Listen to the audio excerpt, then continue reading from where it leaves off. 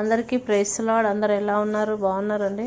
దేవుని నామానికి స్తోత్రం. ప్రభు మనకి ఈరోజు ఇస్తున్నటువంటి వాగ్దానం కీర్తనల గ్రంథము 1వ అధ్యాయము 2వ వచనం. సామ్స్ 1:2. యెహోవా ధర్మశాస్త్రమునందు ఆనందించుచు దివారాత్రము దాన్ని ధ్యానించువాడు ధన్యుడు. ఆమెన్.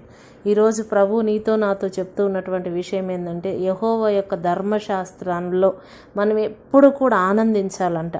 ఆయన ఇచ్చినటువంటి మాటలను ఎప్పుడు గైకొని ఆయన చెప్పినటువంటిది ప్రతిదీ కూడా మనం అనుసరిస్తూ ఉన్నప్పుడు దేవుడు మనల్ని అన్ని విషయాల్లో వర్ధిల్ల చేస్తానని చెప్తున్నారు. ఎవరైతే దివారాత్రములు కూడా వాక్యాన్ని ధ్యానిస్తూ ఉంటారో అట్టి వారంట ఏటి ఒడ్డున నాటబడిన ఆకువాడక ఫలించు వృక్షాల్లాగా ఉంటారంట. ఎప్పుడు ఇంకా వాళ్ళకి ఏ విధమైనటువంటి వేదన కానీ, కష్టం కానీ, ఏ విధమైనటువంటి మరి దుఃఖము కానీ వాళ్ళకి కలగదు. కానీ వాళ్ళు ఎప్పుడు పచ్చగా కలకల్లాడేటటువంటి చెట్లలాగా ఉంటారు అని దేవుడు ఈరోజు మనతో మాట్లాడుతూ ఉన్నారు. కాబట్టి ఈ వాక్యం మనందరి జీవితంలో నెరవేర్చమని ప్రార్థన చేసుకుందాం. స్తోత్రం నాయన పరిశుద్ధుడా, నీకు వందనాలు.